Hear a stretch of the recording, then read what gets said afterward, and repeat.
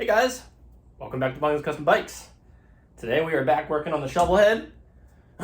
But before that, I just wanted to say, we have officially reached 200 subscribers. And that is so super awesome. And I cannot tell y'all how stoked I am on that. Not a huge number, but to me, that's pretty big. So, just want to say thank you to everybody who subscribed. And if you're just checking the channel out, maybe consider throwing a subscribe my way and we'll get to 300. But anyways, let's get to work on the Shovelhead.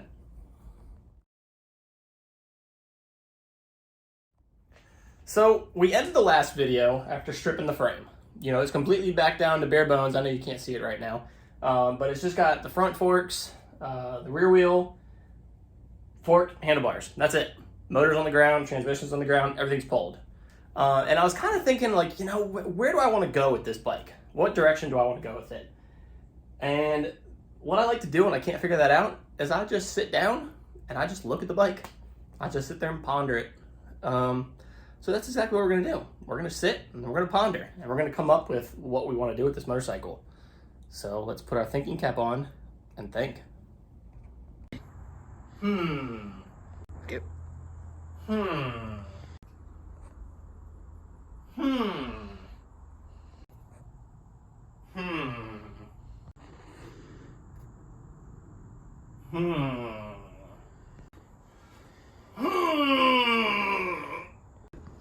Aha! I've got it. Let's order some parts.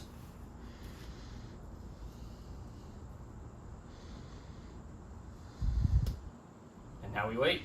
Oh. Who could that be?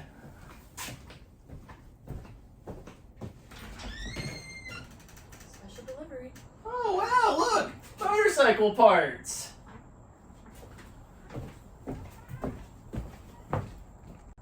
I'll tell you, if that wasn't the most attractive delivery woman I've ever seen.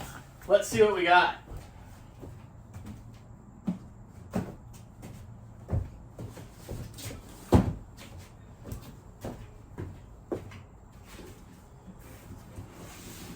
Oh!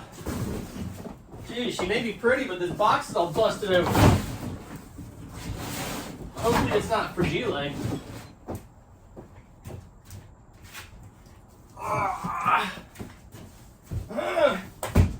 Alright, let's get some stuff open.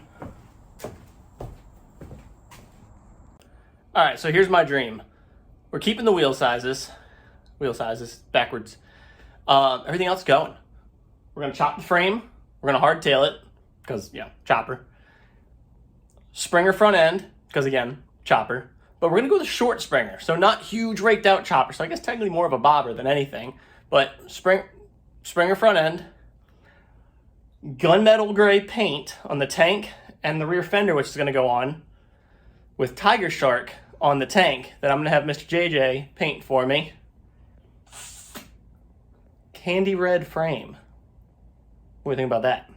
So, let's check out the parts we got. So as you saw in the thumbnail, we got some cool new hotness. So, my disclaimer as always, let me adjust this a little bit. I'm in no way, shape, or form sponsored by TC Bros or Built Well, although that would be dope. Dudes from TC Bros, if you see this, come on, we can work something out, let's go. But anyways, I paid for all of this. It's just a really good brand. Any of you bike builders out there, you've definitely heard of TC Bros. Custom chopper parts, custom motorcycle parts. Built Well makes that seat. Awesome products. My helmet's a Built Well. I like their seats. Everything, just quality stuff. So let's take a look at what we got. Oh. So we got this gorgeous, to start, this gorgeous chrome 2 under Springer. And by 2 under, we mean 2 inches less than stock fork length. The reason I want to do that is because the shocks, or excuse me, the forks on the Shovelhead are toast. They're just done. They got no spring left on them. And yes, I could rebuild them, but when I was looking at it and how low it was sitting, I really kind of liked it. So we're going to stay with that low look. So we got that beautiful chrome Springer we're going to put in. We also have these steel tubes here. That comes from TC Bros. If y'all remember the XS 1100 fabrication video, I showed you how to bend steel and get it to how you want it to build a hardtail. TC Bros sells a kit. So they sell these pre-bent, I believe they're mandrel bent, DLM tubing.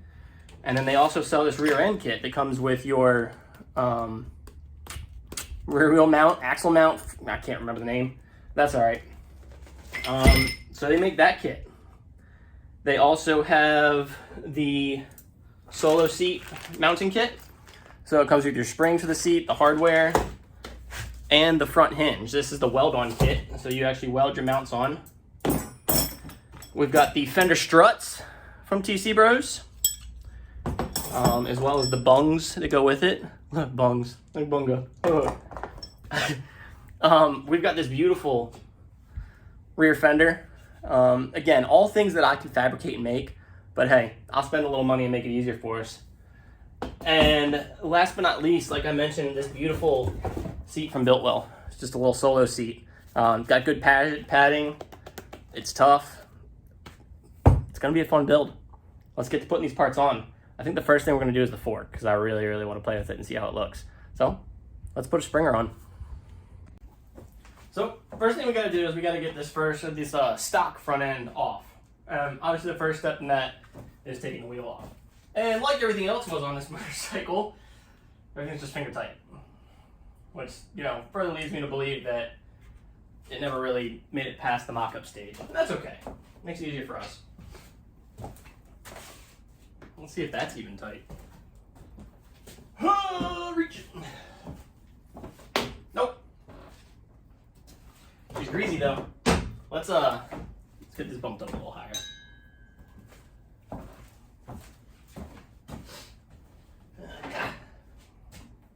Obviously pretty important to get the bike off the ground.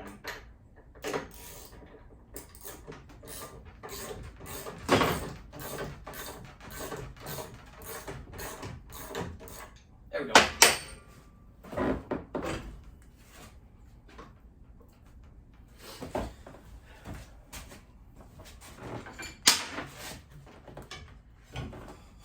And out comes the wheel.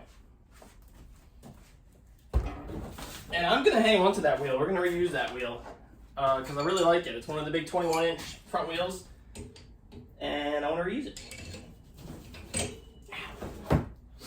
So the Springer front end comes with all the things you need to put a front brake on it, but it doesn't come with the actual front brake. So if we decide to go that route, which I'm kind of still in the toss-up about, we'll need to put a brake rotor on it. Or excuse me, a caliper, not a rotor. So let's get the rest of the right front end off. So these Harley front ends are a little bit different than your stock bikes that you're used to. There's a bottom clamp, and then the top clamp isn't really that much of a clamp, as much as it is just kind of holds the fork in. So you take this bolt out, and the fork slides right out. Again, finger tight. And the reason this bike looked so low, I thought it was actually lowered. But these forks are just toast. Look, you can just, they're just they're just hammered. So, we'll hang on to them. I'm sure I'll find a need for them at some point. Rebuild them and put them on something. And then there's always a market for old Harley forks. But it's just this bolt that comes off. I've seen kits to where you can extend your forks.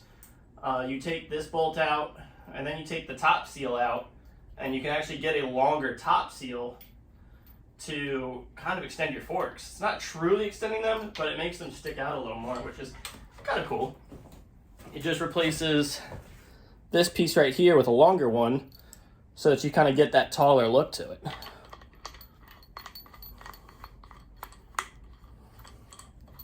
All right, next thing we got to do is get the actual tree off. I want to get you a little closer so you can see how to do this, but to get the tree off, there's this top nut up here that, again, is finger tight. To think that I put this motorcycle on the trailer with everything as loose as it was, I got very lucky that I didn't dump this on the side of 64. All you Hampton Roads people know what's up, but yeah, it would have been no bueno. I'll bet this is going to slide right off. Yeah, go figure. So that's the same as most all motorcycles. You know, top clamps to the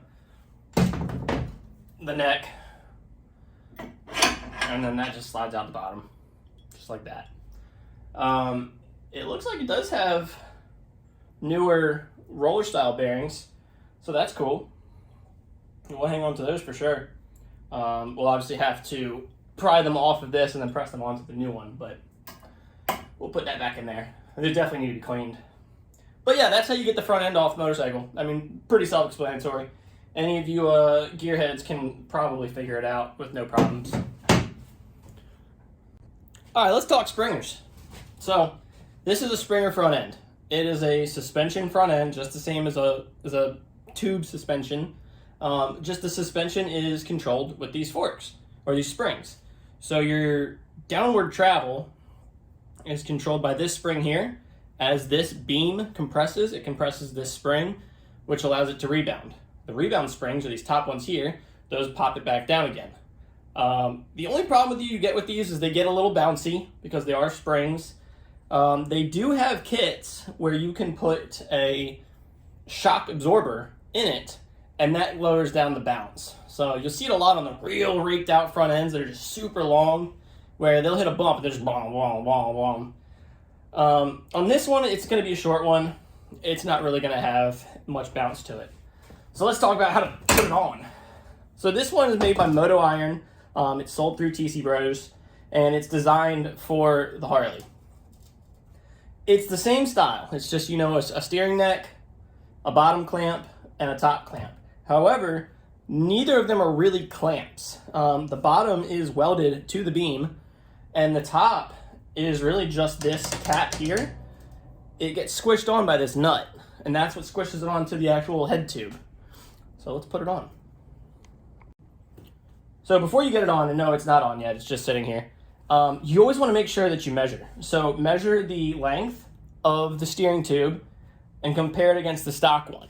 Also, you want to measure the diameter of where the bearing braces will sit and the actual steering neck itself to make sure it's going to be the correct diameter. Looking by eyeball, it looks to be right, but we never want to do anything by just eyeball, so let's double check. Okay, so looking at length, we've got roughly 7 inches, 7.25, because this nut does move. Coming from the stock one, now remember we have to measure from the bottom, not where the bearing is. Measuring from there, we're about the same, 7.25. Let's measure the diameter. Need our handy trusty calipers for that. And for all you math nerds and geometry geeks, we remember the diameter is a circle cut in half. Let's see. Turn on our calipers, and they are dead, so we're doing it old school. So let's measure the stock one. We got 25 millimeters on there. And going to the new one, we've got 25 millimeters. So we are good to go. Let's get our bearings installed. I'm gonna show you all a little nifty trick of the trade on getting this bearing off. So this one is pressed on. Not gonna be very easy to get off. You know, it's just gonna be a pain in the butt. So what we can do is we can come underneath, take this circlip off, and then press the bearing using our press the opposite direction. Let's do that. So these are the two bearings we got back out. And you can see my hands are all dirty now. They're in good shape. They're dirty. So we're gonna clean these off with some parts cleaner, some degreaser, and then we'll re-grease them. So I don't think I need to show you all that. Okay, so all we did is we just let them soak in some lacquer thinner for like 30 minutes, and then you take them out, spin them around a little bit, put them back in, spin them around, and it cleans all the old grease out of them. But if you look here, they're real dry now, and that ain't gonna be good in the long run. So we gotta re-grease them. Re-greasing bearings is a messy business. You just wanna get yourself some grease. I like this. That's what I've had. And you're just gonna get your fingers in there real deep like, and just get you a big old glob of grease. And all you're trying to do is basically just work it in there. So you just take some and kind of smear it in. And you just keep going around doing that. Just like so. Like I said, messy business. Alright, now that we got our bottom bearing on, now we'll play the balancing game of putting a fork in a bike. Especially with how flippin' heavy this thing is.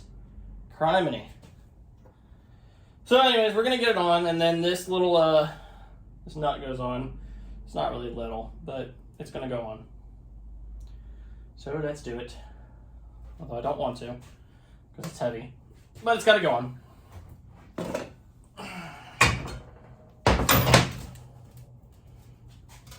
I'm also trying to be careful with this chrome. You know, I might have to get in the way here and jump on the table, so I'll just turn the video off. It's heavy. Alright, we got it on. Now I just need to set the preload nut. And, yeah, there's a bear. This thing's heavy.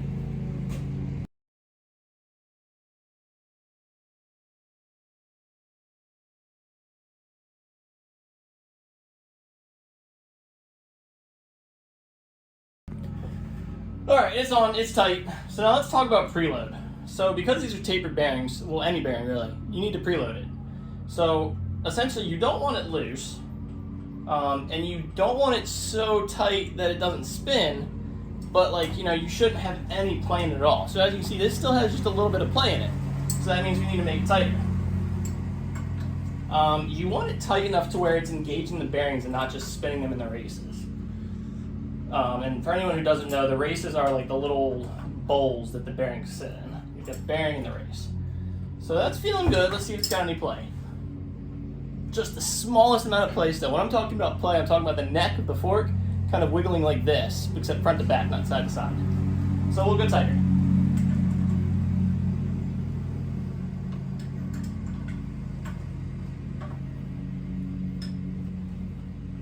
Yeah, it's getting nice and stiff. Let's see. No play, so we'll give it just a little bit more.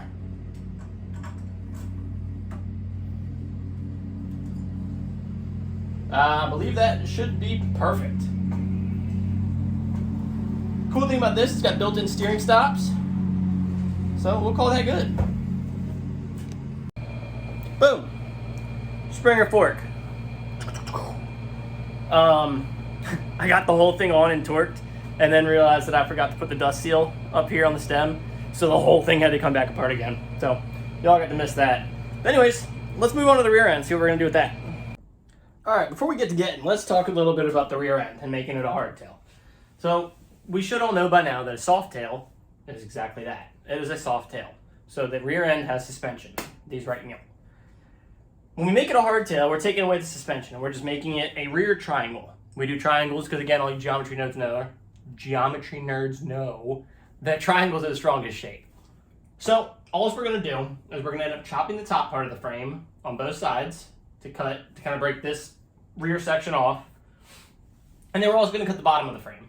Now in doing that, we've got nowhere to mount our wheels. So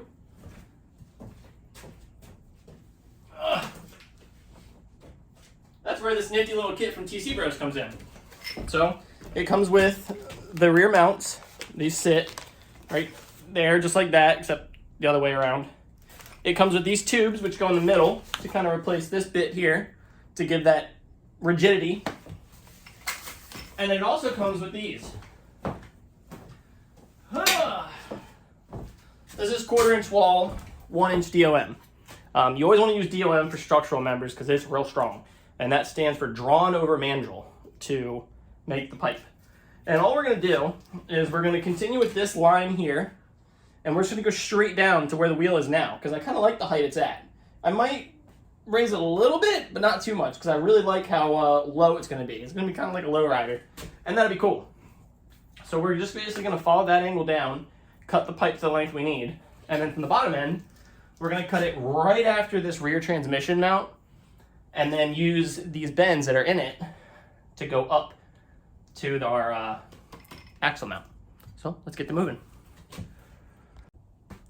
Always make sure you brace it before you take the suspension off. Just lost the whole frame off of the table. Let's put that back. Oh, she's too heavy. Hold on. All right, so I've got the main frame supported by the transmission jack, and then the front, I put the axle into the fork, and it's supported by just a car jack stand. So now we can actually get to measuring. And now because of the way it is, it's a lot higher than I want it. So the cool thing about having the transmission jack is we can lower the frame to make the swing arm come up to kind of get the measurements that we want to actually go ahead and start building our rear end. So let's lower that a little bit and then we'll remeasure. So one thing we want to take into account when we're adjusting our ride height to where we're going to lock it in with that rear end is once you have it set, you have it set. You can't change it. So this is really when you need to, and this is kind of why I ordered the parts I did now, this is when you need to know, am I building a bobber? Am I building a chopper? You know, what am I building? Because, you know, if you're going to put a big king and queen seat on it, you need to have the angles right for your fender. If you're going to do just a single seat like I am, same thing. You got to have your angles right. So that's why I got our seat. So we'll kind of sit this up here. That's about where it's going to live. So we know that I've got a lot of adjustment that I can do with this rear end because as you can see, there's a lot of clearance here. The fender's going to come up there, so we'll grab the fender, see where that's going to live.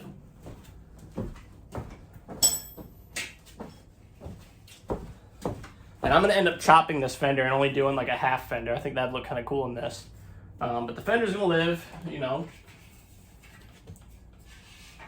roughly so. And then, you know, we put our seat back on. We still make sure we have plenty of room. The seat's going to live there, so we got plenty of room. So, shoot, if we want, we can even take it down lower. When you take it down, though, don't forget about ride height, clearance. You know, you don't want to be bottoming out on every speed bump, everything you hit. But also, you know, you get it lower and lower. That's when you really get that kind of cool, gnarly, bobbed out look. So I think we're going to go with that height right there. I think I like that. So our next thing to do is start measuring our metal. All right, so our next step, because we know our frame height, we know our ride height, the wheel height is not going to change because the wheel is always going to be the wheel. You know, it's always going to be as tall as it is, unless you change your tire size, which sure, and you know, that'll be kind of a, I won't call it negligent, but it'd be, you know, not a huge change to it. Again, I laugh every time I look at this because the tire's bouncing backwards, but we're going to get different tires. White walls. Y'all let me know what you think about that. So, next thing I'm going to do is I'm just going to cut some metal and cut this rear end off. Full send, right? Let's get it done. Alright, so I know all y'all are going to yell at me, you can't calculate ride height without the front wheel. And that's true, because it will raise the frame. So, there's the front wheel. It's in. And I will say, it looks pretty cool. So, we'll remeasure with our seat and our fender real quick, now that we've actually got the ride height, and we'll adjust accordingly. Because as you can see, these rear tabs down here would be getting pretty close to the ground, but those are going away. So, let's remeasure real quick. So I'll have to apologize for jumping around so much today. I didn't take my meds. Now we're going to cut metal. Now that I've got the swing arm off, everything's groovy and copacetic, now we're going to cut some metal. I need to get the clutch out of the way though, so I don't get metal shavings all in the clutch. That's not a good time. Safety first.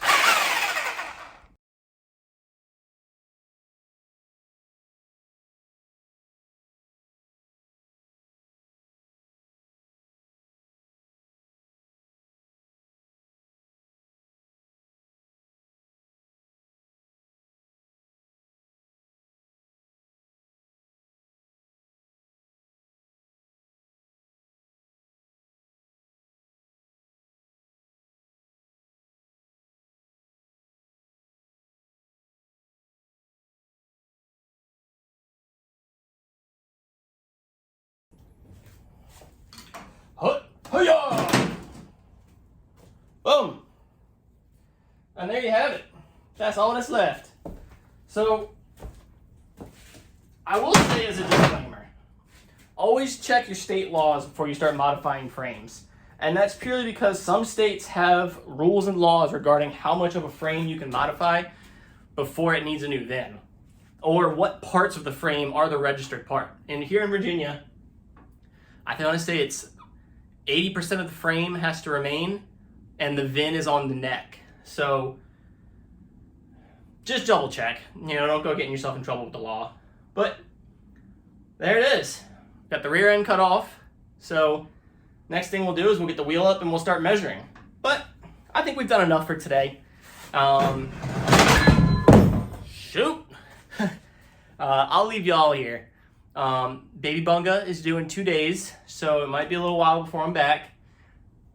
By the time this video is out, Baby Bunga will be here.